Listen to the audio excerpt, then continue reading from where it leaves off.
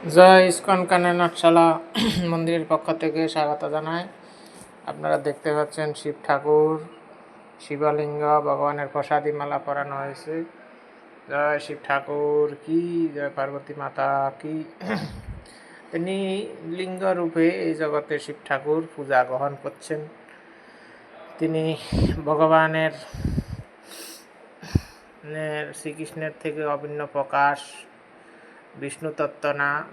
শ্রীকৃষ্ণ বা বিষ্ণু এই শিব ঠাকুর রূপে তিনি জগতে লীলা করছেন। শিব জগতে শিব ঠাকুরের দাম আছে একটা সদাশিব, আর তার অবতার রুদ্র।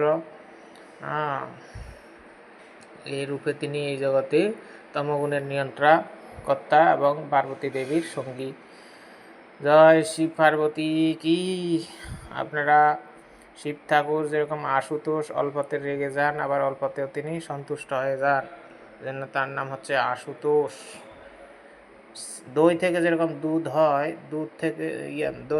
দুধ থেকে যেরকম দই হয়, দুধ হয় না, সেরকম ভগবানের বিকারপ্রাপ্ত এরকম শিব ঠাকুর দই তত্ত্ব। আর তিনি ভগবানের 64টা গুণের 55টা গুণ অধিকারী আছেন, এবং বিষ্ণু 60টা গুণের অধিকারী, এজন্য তিনি সরাসরি বিষ্ণু তত্ত্ব না এবং জীব তত্ত্ব না, এরকম মাঝামাঝি অবস্থায় আছে।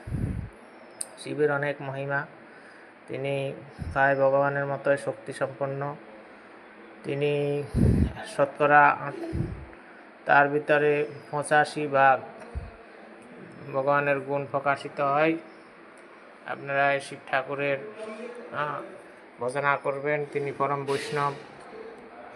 বৈষ্ণবানাম যথা শম্ভু, এজন্যই তিনি বৈষ্ণবদের শিরোমণি। শিব ঠাকুরের কৃপায় তিনি ভূত প্রেত তমগুণী ব্যক্তিদের আশ্রয়স্থল, তাদেরকে তিনি উদ্ধারের জন্য তিনি তমগুণকে স্বীকার করে শ্মশানে থাকেন, ছাই ভস্ম মাখেন। আপনারা শিব ঠাকুরের স্থিতি বোঝার চেষ্টা করবেন। তিনি কখনো নেশা, ভাং, দারু, বিভিন্ন নেশা করেন না। হরে কৃষ্ণ কৃষ্ণ কৃষ্ণ হরে হরে, হরে রাম রাম রাম হরে। জয় শিব শম্ভু কি জয়।